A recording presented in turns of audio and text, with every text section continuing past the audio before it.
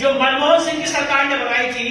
सिर्फ और सिर्फ एक धर्म विशेष की बैकवर्डनेस देखने के लिए। वो एक बहुत बड़ा विषय है। सच्चर कमेटी को हमने सुप्रीम कोर्ट में चैलेंज किया है, सुप्रीम कोर्ट ने उसमें नोटिस जारी किया हुआ है, और हमें आज तक ये एक बोध था, ज्ञान था कि सच्चर कमेटी के रिकमेंडेशंस लागू नहीं हो रहे। पर इंदिरा गांधी गवर्नमेंट ने हमेशा माइनॉरिटी अपीजमेंट की पॉलिटिक्स अपनाते हुए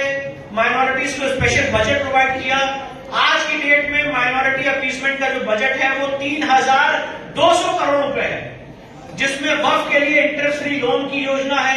जिसमें माइनॉरिटी समुदाय, और माइनॉरिटी मतलब स्पेसिफिकली मुस्लिम समुदाय, माइनॉरिटीज के लिए स्पेशल अगर वो यूपीएससी की कोचिंग में करना चाहते हैं तो उसके लिए समर्थन देने की योजना है। और ये सारा चीजें हमारे आपके टैक्स पेयर के मनी से यूज की जा रही है। आर्टिकल 27 भारतीय संविधान का मर्डर करते हैं। तो ये एक सबसे बड़ा विषय है कि सच्चर कमेटी की योजनाएं कैसे लागू हो रही है और कैसे इस देश में माइनॉरिटी मिनिस्ट्री और माइनॉरिटिज्म बढ़ रहा है, कैसे इस देश में आर्टिकल 27 का वायलेशन करते हुए, उसका मर्डर करते हुए माइनॉरिटीज के लिए स्पेशल योजनाएं चलाई जा रही है। और यही बात संविधान सभा में उठी थी कि माइनॉरिटी को स्पेशल चश्मे से देखने के लिए एक स्पेशल ऑफिसर की नियुक्ति की जाए। और उस समय संविधान सभा में सरदार पटेल ने कहा था कि अगर यहाँ की माइनॉरिटी इतनी वेलिड है कि अपने दम पे अपने पॉपुलेशन के आधार पर देश का बंटवारा कर सकती है, तो इनको कोई स्पेशल अधिकार देने की जरूरत नहीं। उस सोच के खिलाफ आर्टिकल 29-30 संविधान में ऐड किया गया, और आज आर्टिकल 30 सब क्लॉज 1 में माइनॉरिटी एजुकेशनल इंस्टीट्यूशन फल फूल रहे, पनप रहे हैं, और उनका जो पैसा है वो एक कॉज के लिए, एक चीजों के लिए उपयोग किया जाता है। दुर्भाग्य यह है कि हमें आपको भी अपने बच्चों को इस माइनॉरिटी एजुकेशन इंस्टीट्यूशन में भेज के बहुत गर्व महसूस होता है। और साथ ही साथ मैं ये बात रखना चाहता हूं आज आपके सामने कि हमारी गुरुकुल परंपरा जो है वो बंद हो चुकी है। आज आप कोई एक ऐसा उदाहरण नहीं पाएंगे कि संस्कृत के लिए गुरुकुल खुला हो संस्कृत पढ़ाने के लिए, क्योंकि माइनॉरिटी दो तरह की होती है, लिंग्विस्टिक माइनॉरिटी और रिलीजियस माइनॉरिटी। संस्कृत अगर देखा जाए तो पूरे देश में हर एक राज्य में माइनॉरिटी भाषा है,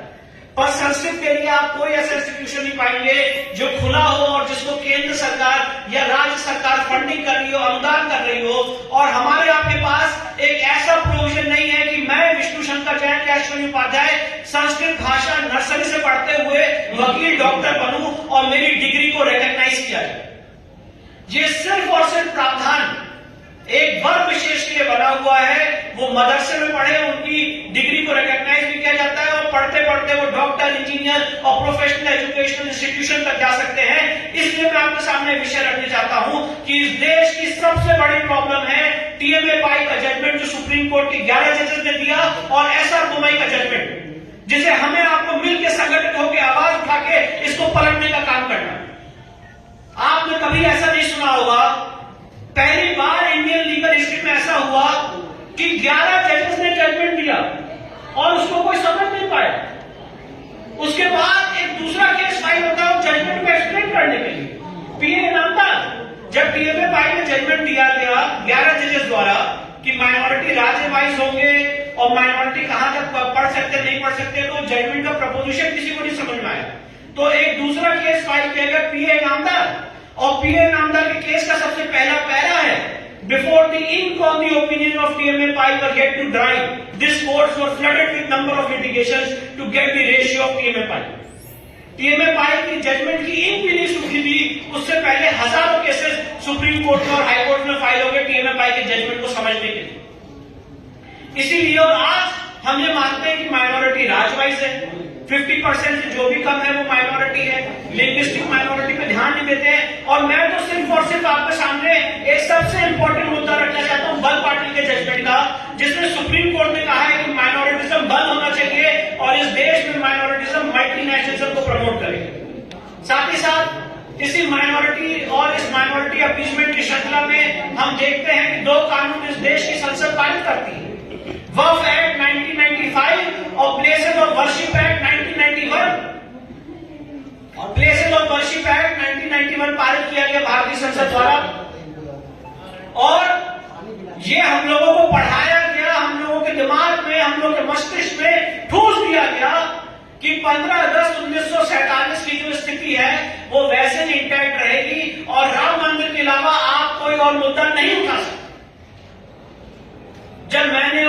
गुप्ता जी ने, हमारी लीगल टीम ने इसकी रिसर्च की,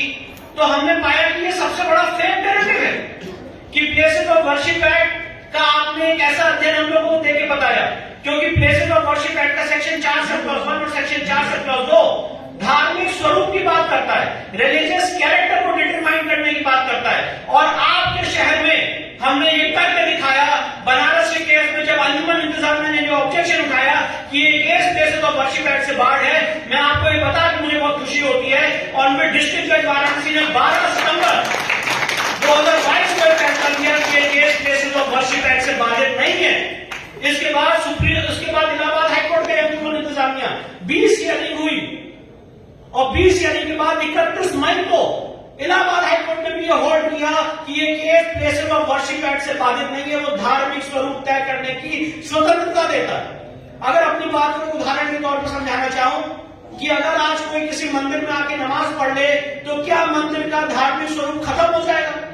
या वाइस वर्सा अगर आप कोई मस्जिद में जाके मूर्ति रख दे तो क्या मस्जिद का धार्मिक स्वरूप खत्म हो जाएगा? एक ही जवाब हो सकता है, नहीं खत्म हो सकता। और उसके लिए क्या देखना पड़ेगा कि who is prior in time,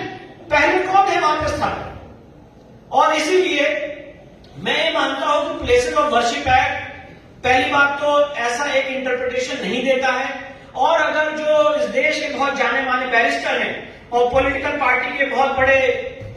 member of parliament है, अगर उन्होंने एक ऐसा नैरेटिव फैलाया है कि प्लेसेस ऑफ वर्शिप एक्ट इस देश की सेक्युलरिज्म का जीता जाता उदाहरण है, तो मैं आपको ये बात रखना चाहता हूं कि प्लेसेस ऑफ वर्शिप एक्ट करता क्या है। अगर इस इंटरप्रिटेशन को मान लिया जाए तो प्लेसेस ऑफ वर्शिप एक्ट लोगों के कोर्ट जाने का अधिकार छीनता है। मतलब 15 अगस्त 1947 की जो स्थिति है वो वैसी रहेगी और उसको चेंज करने के लिए आप कोर्ट नहीं जा सकते, पर वो ये भूल जाते हैं कि कोर्ट जाना भी लोगों का बेसिक अधिकार है, बेसिक स्ट्रक्चर का पार्ट है। माननीय B.R. अम्बेडकर साहब से पूछा गया था कि आपके संविधान की आत्मा कौन सा ऐसा आर्टिकल है जिसको आप सबसे महत्वपूर्ण मानते हैं।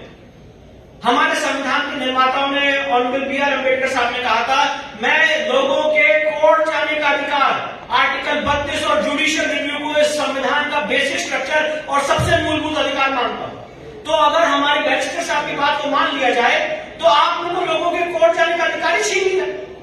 इसलिए मैं ऐसा मानता हूं कि पहली बात, प्लेसेस ऑफ वर्शिप एक्ट ऐसा इंटरप्रिटेशन नहीं देता है, और इस समय सही समय है कि प्लेसेस ऑफ वर्शिप एक्ट को केंद्र सरकार टोटली रिपीट कर दे और हमें आपको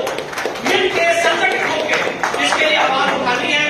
मेरे सीनियर माननीय अश्विनी उपाध्याय जी की पीआई सुप्रीम कोर्ट में पेंडिंग है, जिसमें सुप्रीम कोर्ट ने नोटिस जारी किया हुआ है, और भी पीआई वहां सुप्रीम कोर्ट में पेंडिंग है जिसमें इस विषय को उठाया गया है। और ये सबसे कोर विषय है, हमारा आपका सबसे कोर विषय है। और मैं ये मानता हूं कि धर्म नगरी, काशी की नगरी, यहां से जो बात जाती है वो विश्व पटल पे सुनी जाती है। हमारे प्रधानमंत्री भी इसी कॉन्स्टिट्यूंसी से चुने गए हैं, इसलिए हमें आपको मिलकर संगठित होकर ये आवाज उठानी है कि इस समय फिर समय है कि प्लेसेस ऑफ वर्शिप एक्ट को पूर्णतः रिपीट किया जाए। अगर राम मंदिर का मुद्दा कोर्ट में चल सकता है तो काशी, मक्का, हजारों मंदिर जो आक्रांता और द्वारा तोड़े गए हैं, आज वो अपने अधिकारों की प्रतीक्षा कर रहे हैं। चाहे वो भोजशाला का मंदिर हो जहां पे संस्कृत की रिचाई मिलाई जाती है, हवन कुंड में थूका जाता है, चाहे वो 64 योनियों का मंदिर हो मध्य प्रदेश में, चाहे वो कर्नाटक के मंदिर हो, चाहे वो हनुमान जी का मंदिर हो, चाहे वो कृष्ण जन्मभूमि हो, चाहे वो काशी का ज्ञान व्यापी परिसर हो, ये सारे मंदिर आज अपने अधिकारियों के लिए लड़ रहे हैं और यही चाहते हैं कि कम से कम उनकी बात कोर्ट में सुनी जाए और उनको अधिकार दिया जाए कि वो अपनी बात हिस्टोरिकल फैक्ट और फिगर के आधार पे कोर्ट में प्रूव कर सके। पर ये अधिकार भी अगर कोई देने को और रोकने का काम कर रहा है तो ऐसे एक्ट को समाप्त करना चाहिए।